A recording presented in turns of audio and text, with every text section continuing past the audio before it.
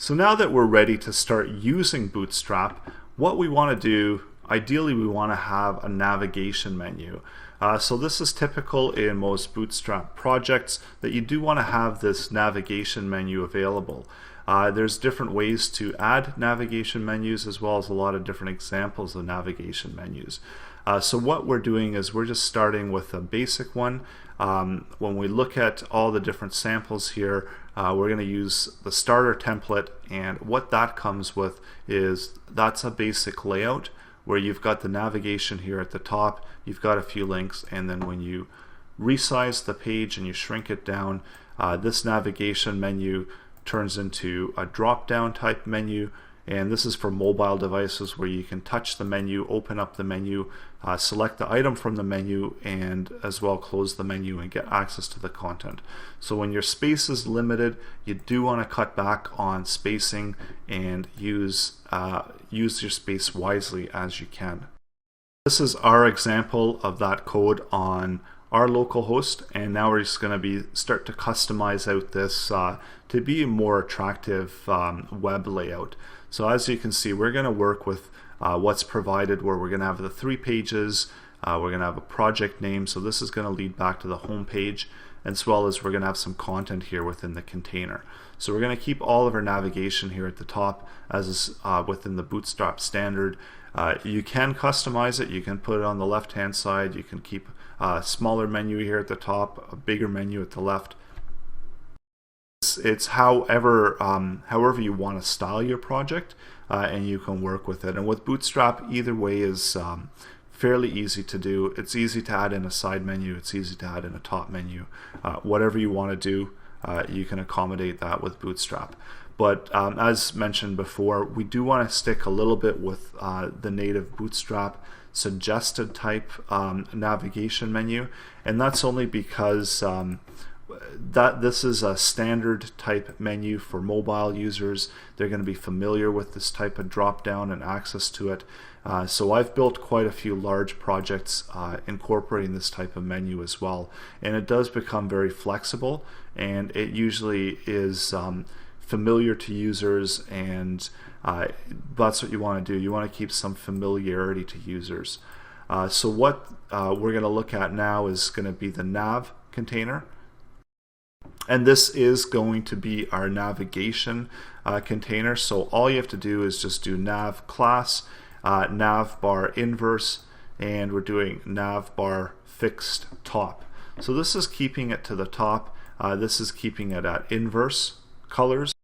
We remove out that inverse. So what it's doing, it's flipping the black to white. So now if we refresh it, you see that this black area is gone, but the text is still visible. It's gone from being white to blue. So that's what the inverse is doing, depending on what your theme is, what styling you have within your theme as well. There's going to be different outcomes with the inverse of that nav bar. If you're wondering about what the difference is between all those nav bars, so this is just a default. This is a static top, and this is a fixed top. And there's going to be a slight difference with it. If you did have a lot of content scrolling down, you see that there is a difference between the static and the fixed.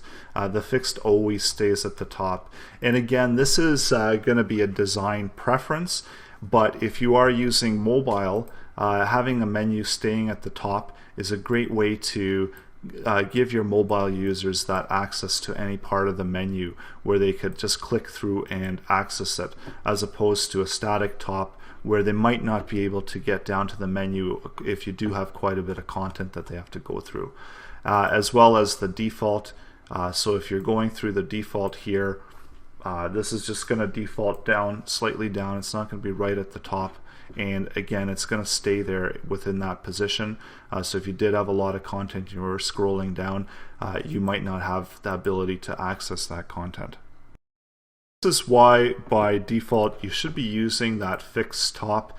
If you do remove out that fixed top, then within the styling, it's not going to allow you to keep that content right at the top.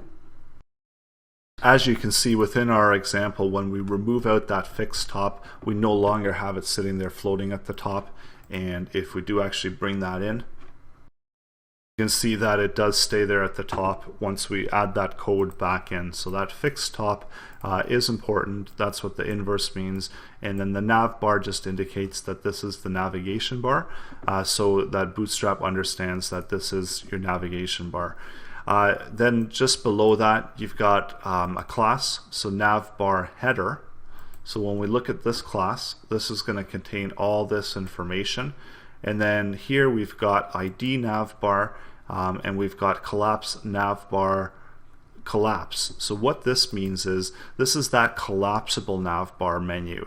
Here we've got our home, about, and contact within that collapsible section. So when we do shrink our page down, we see that project name, home, about, they're going to disappear. Our project name is going to stay, but we're going to have this drop down here. And this is because this is project brand, so this is one's going to stick around. You do see that we've got this button that shows up, so that's the button over here. So it's the navbar toggle collapsed, and then we've got the navbar collapse as well.